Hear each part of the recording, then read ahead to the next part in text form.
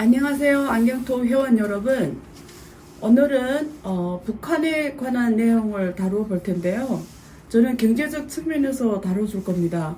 우선 그 전에 뉴스가 하나 있어서 그 뉴스를 말씀드리면 어제죠. 제가 녹화하는 오늘 시간에 6월 3일에 윤석열 정부가 9.19 남북 군사 합의 전면 폐기를 선언했습니다. 9.19 남북 군사 합의는 문재인 정부 시절 북한과 일체의 군사적 적대 행위를 하지 않는다라는 것을 주요 내용으로 하는 군사 합의입니다. 그래서 대한민국과 북한은 그 각자 변경선에 있는 대치 군사 무기들을 다 철수를 했죠. 근데 어제 윤석열 정부가 9.19 남북 군사 합의 폐기를 선언했기 때문에 앞으로 다시 38 분계선이라고 하죠. 거기 양캔에 사실은 앞으로 또 적대적 군사 무기 설치라든가 이런 것들이 예상이 됩니다. 사실은 북한이 먼저 폐기를 했어요. 이 9.19 남북 군사 합의를 작년 11월 23일에 이미 선언을 했습니다. 네, 그래서 어제 그 이슈가 있고 또 최근에 사실은 북한이 러시아와 굉장히 가까운 외교 정책을 펼치고 있어요. 북한은 이런 용도를 씁니다. 반미연대라는 표현을 써요. 그러니까 미국을 견제하는 모든 국가와 지역을 하나의 반미 전선을 구성하는 데서 굉장히 북한이 전국적으로 임하고 있고요. 그 중에 최전방에 있는 것이 러시아입니다. 그래서 북한과 러시아는 사실 지금 가장 역대 스탈린 이후로 역대 가장 가까운 외교 관계를 이어가고 있습니다.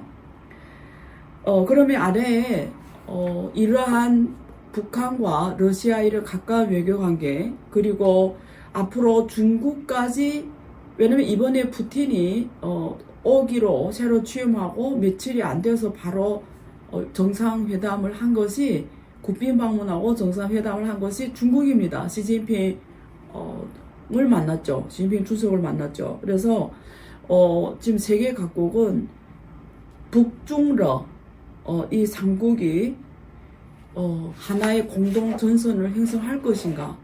특히 한국과 그리고 미국, 일본은 여기에 촉각을 곤두세우고 있습니다.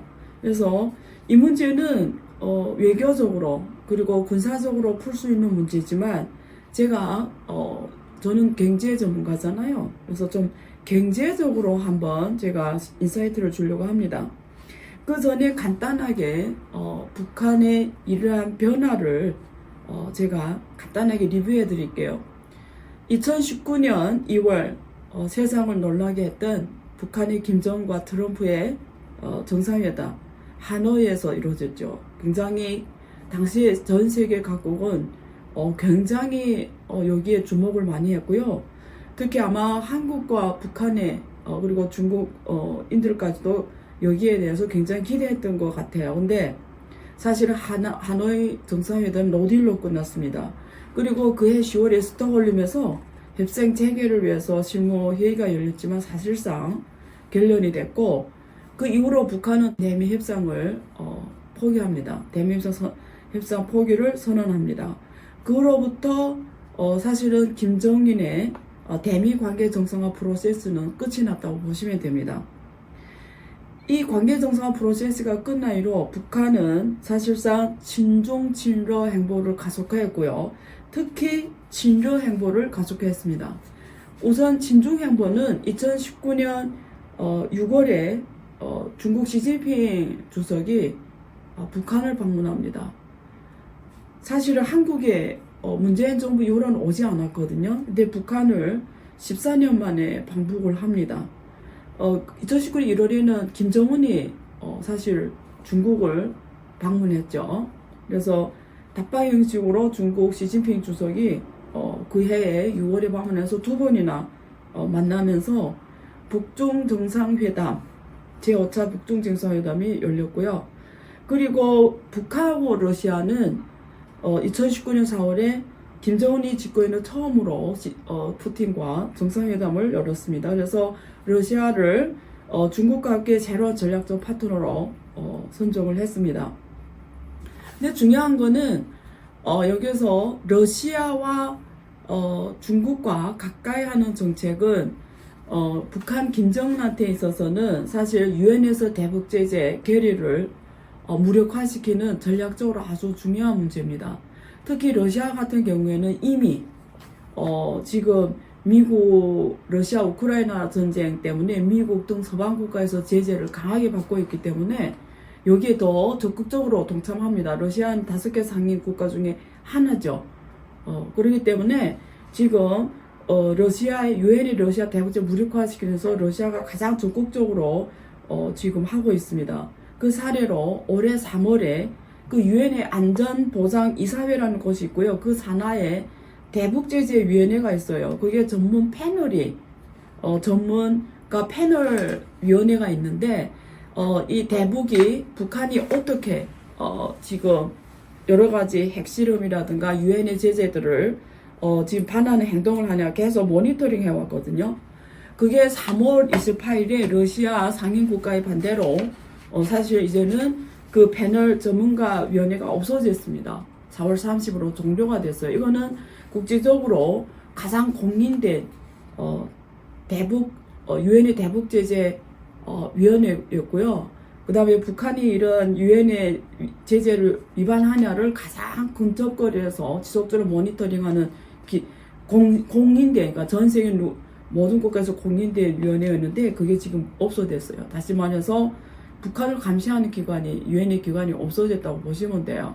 그래서 지금 북한은 친러 정책을 통해서 2가지 목표를 하고 있어요. 하나는 핵 보유를 인정해달라. 2번째는 자기 대북 제재를 풀게 하는 데서 두 나라 역할을 기대하고 있습니다. 근데 상대적으로 중국은 사실은 대북 제재에 좀 더 적극적이었어요. 그래서 북한이 굉장히 불만이었어요. 예를 들면 2017년에 북한이 반복되는 핵실험에 의해서 유엔에 여러 가지 제재 조치가 일어났는데 그 중에 대표적으로 북한과 거래하는 모든 기관이나 국가나 기업은 다 제재를 위반하는 거 속하거든요. 그래서 북한하고 어떠한 거래도 하면 안 되는 거였어요. 그래서 중국 같은 경우에는 원래는 북한의 사람들이 중국의 노동자로 많이 파견해 왔어요. 근데 그때 당시 2018년에 이후로 재계약을 하지 않아서 다 돌려보냈고요. 뭐 암묵적으로 하는 게 있겠죠. 근데 전반적으로 돌려보내면서 북한이 외화벌이가 많이 없어졌습니다.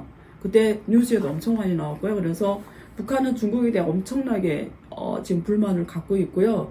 지금 중국에서 벌인 외화가 많이 줄어들고 또 중국이 대북 제재를 유엔에 대북 이식해서 하는 행동들이 실질적으로 북한에 대해서 이익이 되는 게 없고 북한은 오히려 중국에 대해서 불만이 더 커진 상황이었고 중국은 들수록 유엔의 이런 결의에 동참하는 이런 행동을 많이 보여왔습니다. 그래서 사실은 북한은 러시아에 대한 기대를 굉장히 크게 했는데 마침 러시아 우크라이나 전쟁이 터졌잖아요. 그러니까 러시아의 이 푸틴은 우방국이 필요했고 특히 이 전쟁이 장기화가 되면서 무기가 많이 필요했죠. 그걸 공급해주는 나라가 별로 없습니다. 근데 지금 북한이 적극적으로 재래식 무기를 공급해주고 있습니다. 그래서 보면은 지금 군사 경제 협력을 보면은 북한에서는 지금 포탄, 미사일 뭐 이런 것들을 지금 공급해주고요. 그 대가로 러시아로부터 정찰위성 기술, ICBM 재진입 기술, 핵 잠수함 기술, 전투기 및 방공망, 기타 원자재, 정제유, 식량 등을 받는 이런 경제협력을 강화하고 있습니다. 그래서 지금 북한 같은 경우에는 미국과의 이런 관계 정상 프로세스 전략이 실패된 이후에 완전히 전략이 변했어요. 이제는 장기 정면 돌파전이라고 하죠. 그래서 여러 가지 그 계획을 발표합니다. 국방력 강화 5개년 계획 2021년에 발표를 하고 핵무력 정책법 이런 것들을 통해서 이제 전술핵, 전략핵, 고도화, 다중화로 압도적인 전쟁 수행 능력을 확보하겠다라는 것을 공개화했습니다. 옛날에는 어떤 전략적 수단으로 썼다고 하면은 이제는 공개화 내용이 뭐냐면 이제는 이거는 우리가 협상 대상이 아니다. 한국도 그렇고 미국도 그렇고 그 어떤 나라와도 비핵화는 이제는 협상 테이블에 올라오는 테마가 아니다. 이제는 비핵화는 없다. 그래서 핵무력 정책법에서는 비핵화 영구적 포기를 선언합니다. 그리고 어떻게 했으니 핵 선제 공격이라는 표현을 써요. 그리고 대남 전쟁 승리. 그러니까 원래는 북한의 핵은 한국을 같은 민족 한국을 행하지 않는다라는 표현을 썼는데 이제는 그게 아닙니다. 대한민국을 적으로 규명을 했고요. 그 언제든지 핵은 그러니까 유사시 핵을 쓸 수 있다라는 표현을 써요. 그래서 여기 그 옛날에는 방어적 성격의 핵 사용이었다면 이제는 그게가 아니고 유사시 핵을 먼저 사용할 수 있다라는 6대 핵무기 사용 조건을 발표합니다. 제가 간단하게 말씀드리면 외부 침략이나 군사 공격이 있는 경우 첫 번째, 두 번째는 핵 대량 살상 무기 공격이 감행되거나 임박한 경우, 세 번째는 지도부에 대한 공격이 감행되거나 임박한 경우, 네 번째는 주요 전략 대상에 대한 공격이 감행되거나 임박한 경우, 다섯 번째는 유사시 전쟁 확대, 장기화를 막고 전쟁 주도권을 장악할 필요가 있는 경우 스스로 판단하건대, 여섯 번째는 기타 파국적 사태가 발생하여 핵무기 대응이 불가피한 경우. 간단하게 말하면 시초 억지와 전쟁 중 억지로 나뉩니다. 앞에서 1번부터 4번까지는 상대방의 공격 가시를 사전에 억제하기 위한 시초 억지라고 하면은 5번과 6번은 전쟁하는 과정에서 전략적으로 승기를 잡기 위해서 핵을 사용하겠다라는 조항이라고 보시면 됩니다. 근데 여기에서 표현이 임박한 경우, 유사시 주도권을 장악 이런 표현이 있다라는 거는 스스로 판단했을 때 핵을 써야 되면 쓰겠다라는 거예요. 이것이 북한이 먼저 시작한 전쟁 시에도 사용하는 가능하고 미국이 먼저 전쟁을 시작한 경우에도 핵을 쓰겠다라는 겁니다. 그러니까 과거에 비해서 핵 사용할 확률이 엄청 높아졌다. 근데 일각에서는 의도된 전쟁이 날 확률은 없다고 판단하는 게 정설입니다. 왜? 한반도 전쟁은 곧 핵전쟁이에요. 그러니까 핵전쟁 하면은 전멸이거든요. 한국도 전멸이고 북한도 전멸이고 일본하고 미국도 치명적인 타격을 줍니다. 그렇기 때문에 쉽사리 의도된 전쟁을 누구도 양측에서 다 못 일으킨다라는 게 정설인데, 걱정하는 거는 판단 미스에 의한 실수로 인한 착각에 의한 전쟁은, 오인에 의한 전쟁은 언제든지 일어날 수 있다. 그게 더 무섭죠. 사실은 통제되지 않은 핵무기 사용이기 때문에. 그런 면에서 이거는 어쩌면 인류 종말과 같은 제3차 세계대전이 일어날 수 있는 확률이 좀 더 높아질 수밖에 없는 상황입니다. 그래서 미국은 여기에 대해서 촉각을 곤두세울 수밖에 없고, 그 당사자 한국은 당연히 과거로부터 그렇게 아니란 생각에서 계속 머물 수는 없죠. 그래서 전반적으로 봤을 때 북한의 핵에 대해서 제가 중국, 미국, 그리고 한국, 일본 등 이런 관계 국가들의 스탠스를 간단히 말씀드리면, 그리고 그때 트럼프가 김정은하고 만나겠다고 했을 때는 사실은 어떻게 보면 이런 거였어요. 그러니까 미국은 북한이 핵에 대해 두 개의 접근 방식이 있어요. 중간 조치가 필요하다. 그리고 핵 군출론적 접근, 핵을 점차적으로 줄여가자. 그러니까 중간 조치가 필요하다는 거는 지금까지 한 번에 다 없애라 이러면 북한이 안 하겠죠.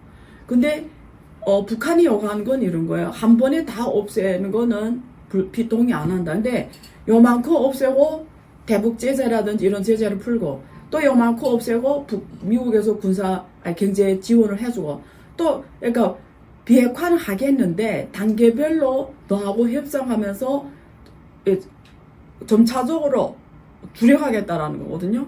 거기에 대해서 사실 트럼프가 일정 부분 동의를 했기 때문에 하노이 회담이 맺어진 겁니다. 하자고 한 겁니다. 근데 중간에 트럼프가 변했죠. 여러 가지 이유. 미국 국내 환경이 트럼프를 굉장히 압박하는 환경이었죠. 그러니까 그런 식으로 북한하고 만약에 협의를 따내면 트럼프가 굉장히 정치적으로 열세에 물리는 이런 여러 가지 압박 상황이 그때 당시에 있었습니다. 그래서 사실은 트럼프는 그런 면에서 어떻게 보면 물러선 거죠. 조금 아쉬운데요. 물러서서 사실은 우리가 기대했던 하노이 정상회담이 결과적으로는 이루어지지 못했습니다. 그래서 일각에서는 이번에 다시 트럼프가 오면은 또 다시 이런 협상이 이루어지지 않을까 이런 기대는 하는데 옛날하고 다를 겁니다. 쉽지는 않을 거예요. 왜냐면 트럼프가 압도적으로 이기지 않은 이상은 불가능할 거고요. 한국처럼 야당 여당이 하나는 정권은 잡았는데 국회에서 분리하거나 이러면 힘을 못 쓰거든요. 그러면 아무리 트럼프가 하고 싶어도 못하는 부분이 있고요. 또 그때하고 국제정세가 변했어요. 그때는 중국하고 미국이 친해 때예요.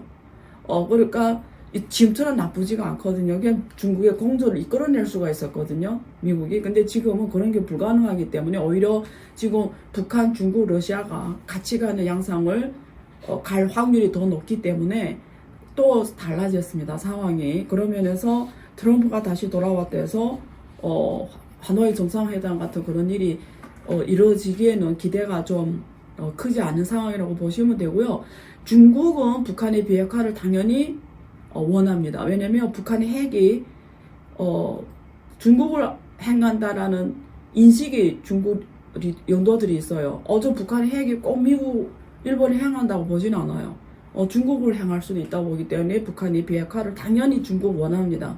근데 중국은 이번에 그 한중일 정상회담 했잖아요. 거기서 영내 평화와 안정이라는 표현을 쓰지 비핵화라는 표현을 안 씁니다. 북한을 자극할 생각도 없었기 때문에 그랬고 더욱이 한국에 미국의 핵이 들어오는 것도 중국은 반대합니다. 그런 면에서 영내 평화와 안정이라는 표현으로 에돌라서 말하는데 이 뜻은 북한의 비핵화도 당연히 찬성이지만 한국에도 미국의 핵이 들어오면 안 된다라는 뜻까지 포함돼서 그런 표현을 쓰는 거거든요. 그래서 한치 앞도 앞으로 우리가 예측하기 힘든 게 지금 한반도 정세예요. 그런 와중에 우리가 하나 또 봐야 되는 게 큰 변화가 있는데요. 과거에는 사실 중국 같은 경우에는 솔직히 북한, 중국, 러시아는 별로 친하지 않습니다. 우리가 동상이몽이라고 하죠. 각자의 이해관계에서 지금 같이 갈 수밖에 없는 상황이거든요. 근데 이번에 러시아 푸틴이 중국을 방문하면서 양국 공동성명을 냈어요. 근데 제가 생각한 것보다 훨씬 내용들이 풍부합니다. 굉장히 다각적으로 지금 그 내용이 되어 있는데요. 앞에서 그 북한이 러시아하고 지금 경제협력 강화하는 부분을 제가 자세히 설명드렸잖아요. 러시아하고 우크라이나 전쟁하면서 북한한테도 푸틴은 을이고요. 중국한테도 북한이 을일 수밖에 없어요. 왜? 지금 러시아가 장기간 전쟁을 하려면 경제적으로 무너지면 안 되거든요. 그래서 러시아가 팔 수 있는 거는 석유하고 가스밖에 없습니다. 그걸 사줄 수 있는 나라는 세계에 몇 개 없어요. 그 중에 가장 많이 필요로 한 나라가 중국입니다. 그래서 중국은 러시아 우크라이나 전쟁 이전에는 러시아의 석유와 가스는 아주 몇십 달러씩 누구한테 팔았냐면 유럽에 팔았어요. 그래서 러시아는 가스와 석유를 팔아서 잘 먹고 잘 살았어요. 근데 러시아 우크라이나 전쟁이 딱 터지면서 제재를 받았잖아요. 그럼 경제가 붕괴하죠. 왜? 지금 스위프트 우리가 은행 간 청산 결제 시스템에서 국제 시스템에서 스위프트에서 미국이 러시아 은행들을 대부분 추출시켜 놨어요. 그러니까 국제 간 달러 결제가 못 되게 해놨고요. 그리고 서방 국가들이 러시아의 천연가스와 석유를 못 사게 했어요. 그러면 러시아 경제가 무너지잖아요. 근데 이걸 메꾸는 나라가 인도와 중국입니다. 근데 인도는 그러니까 유럽이 비싸게 사주던 이 석유와 가스를 러시아는 지금 단돈 몇 달러에 중국하고 인도에 파는 거예요. 그래서 인도는 아주 싸게 구매하고 대신에 러시아가 필요로 하는 경제 협력은 안 해줘요. 왜? 미국의 눈치를 보고요. 또 인도는 양손 전략 펼쳐요. 나는 이익만 취하고 누구한테 나쁜 행동은 안 하겠다. 미국이 반대하는 행동도 안 하겠다라는 거예요. 미국이 도움이 필요하니까 미국을 통해서 중국을 견제하려고 해요. 인도는. 그래서 러시아가 필요로 하는 이런 경공업 제품, 생활용품 이런 거 안 팔아요. 근데 중국은 사실은 러시아한테 경제 협력을 특히 민생 경제 협력을 많이 해줍니다. 러시아가 경공업이 필요한 생활용품이라든가 이런 전자제품이라든가 이런 그리고 군사 제조에 필요한 이런 공업품 제품, 소재 부품, 장비, 기계, 철강 뭐 이런 필요한 거를 사실은 중국이 다 지속적으로 대량으로 공급할 수 있잖아요. 그러니까 석유와 가스를 사주죠. 대신에 또 이런 생활용품이라든가 이런 공업 제품을 제공하니까 그것도 아주 빠른 시간에 바로바로 제공하니까 러시아는 장기간 전쟁도 유지가 가능한 거죠. 그런 면에서 중국에 방문할 때 푸틴은 러시아에는 대부분 경제 중요한 기업들을 다 데리고 갔죠. 그 정도로 경제 협력이 중국하고 포괄적으로 이루어져야 되고 나온 공동 성명을 보면은 전방위에서 이루어지는데요. 사실은 러시아 우크라이나 전쟁 터지면서 그동안 그 전에는 사실 중국이 요청했던 경제 협력을 러시아가 계속 질질질질 끌면서 잘 안 해줬어요. 그러다가 사실은 중국이 러시아 제일 필요한 게 석유 가스와 이 석유였는데 왜냐면 유럽에 비싸게 팔면서도 중국에는 안 팔았어요. 그래서 그 천연 가스가 들어오려면 러시아에서 중국은 관도가 필요하거든요. 그것도 시베리아 1호선 뭐 이렇게 하는 것도 굉장히 말 잘 안 들으면서 안 해줬거든요. 굉장히 콧대 높게. 근데 이번에 러시아 우크라이나 전쟁이 딱 터지니까 푸틴이 행동이 바꿔졌습니다. 여러 가지 중국이 요구하는 많은 경제 협력 요구사항들을 들어줬어요. 그래서 지금 보면은 거기 러시아가 옛날에 중국 청나라할 때 전쟁을 했잖아요. 청나라하고 러시아가 전쟁하면서 중국이 동부 삼성 저쪽 땅, 북쪽 땅으로 다 러시아에 넘어갔어요.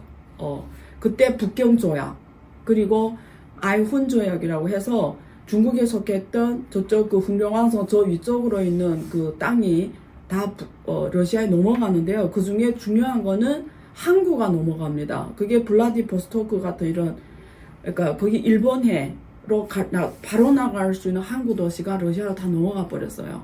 그러니까 중국 길림성 같은 경우에는 대륙이 돼버렸어요. 원래는 바다로 바로 나갈 수 있는 성씨였는데 물류가 막혀버렸어요. 러시아가 땅이 다 넘어가면서. 그래서 중국 동북 저쪽은 물류 항구가 부족했습니다. 근데 이번에 러시아 우크라이나 전쟁이 시작됐고 중국의 경제 협력이 필요하니까 중국 요구하는 이런 항구 개발이라든가 이런 거를 러시아가 동의합니다. 그 중에 가장 우선으로 블라디보스토크 개발 허용했고요. 그리고 중앙아시아 5개국 정상회담 개최를 포함해서 중앙아시아 5개 국가에 이게 다 옛날에 구소련 영향권에 있던 나라들이죠. 이 나라들과의 경제 협력 강화 이런 것들을 당연히 동의했고요. 키르기스탄, 우즈베키스탄과의 철도 건설, 중국과 바로 통한 철도 건설 이런 걸 동의했고 위안화 결제, 무역에서 위안화 결제 동의했고 그 다음에 사할린의 인프라 시설 투자하고 건설하는 거를 동의했고 참여에 대해서 동의했고 시베리아 2호선 관도 설계를 통해서 천연가스가 파이프라인을 통해서 중국에 들어오도록 건설하는 걸 동의했고 그리고 곡물 수출 중국의 곡물 수출 무역 확대를 동의했고 1대1로 지역을 확대하는데 옛날에 구소련 독립연합 국가들로 확대하는 거를 동의했습니다. 그래서 이 나라에 대한 중국 투자 강화에 대해 동의하고 그리고 유라시아 전체의 1대1로 틀 안에서 협력하는 걸 동의했고요. 그리고 대만 문제에 있어서 그리고 일본과의 관계 문제에 있어서 그리고 아세안 문제에 있어서 상해 협력기구라고 있어요. 주로 구소련 국가 지역에 하고 같이 참여하는 국제기구인데 여기에서 모든 이슈에서 중국 편을 들도록 확실하게 포지션을 정하는 이런 요청에 대해서 다 동의하는 걸로 경제협력을 강화하는 걸로 협력을 한 상황입니다. 그래서 중국한테 있어서 중요한 거는 아주 중요한 그 변화가 일어났어요. 중국 동부삼성은 중국에서 사실은 가장 과거 사회주의 국가일 때 동부삼성이 그 옛날에 일본이 만주 땅이다 보니까 철도 건설, 교통, 육로 이런 게 잘 돼서 중공업 지역이었어요. 그래서 사회주의 국가 때는 가장 잘 사는 나라였는데 지금은 사실상 사회주의 시장 경제로 들어오면서 가장 못 사는 성이 됐어요. 길림성, 흥룡강성은 꼴찌라고 하며 길림성 그 다음으로 가는 가장 잘 사는 동네에서 가장 못 사는 동네로 됐고 가장 못 살던 광동성, 심천 저쪽이 가장 잘 사는 성으로 됐어요. 이 계획개방 이전과 이후에 국면이 변했어요. 그거는 등소평이 계획개방을 먼저 광동 4개 특구부터 시작해서 연해지역을 동부 연해지역을 시작으로 했기 때문에 동부삼성 쪽은 국유기업이 계속 중심으로 가고 계획개방이 늦어지면서 국유기업 비효율적 체제가 이어지면서 경제가 굉장히 낙후화됐어요. 젊은 인재들이 다 동부연안 쪽으로 가버렸고요. 근데 만약에 일본의 이 러시아와의 경제 협력이 지금 본격적으로 지금 추진되고 있거든요. 지금 그 흥룡강성하고 러시아 시베리아 저쪽 러시아는 지금 비자 없이 왔다 갔다 할 수 있어요. 그래서 러시아 사람들이 바로 그 흥룡강성에 와서 할비나 이런 데 와서 아침 조차 먹고 바로 러시아 다시 갈 수 있고 중국 사람들도 비자 없이 바로 러시아 가서 놀다가 올 수 있어요. 그래서 이런 무비자 조치를 통해서 양국 간의 경제 협력을 확대하는 동시에 중요한 거는 지금 거기 그 길림성이 내륙이 돼버렸는데 거기 훈춘에 가면 방川이라는 지역이 있어요. 바로 바다로 나가는 그 입구예요. 거기에 지금 항구 건설할 수가 있게 됐어요.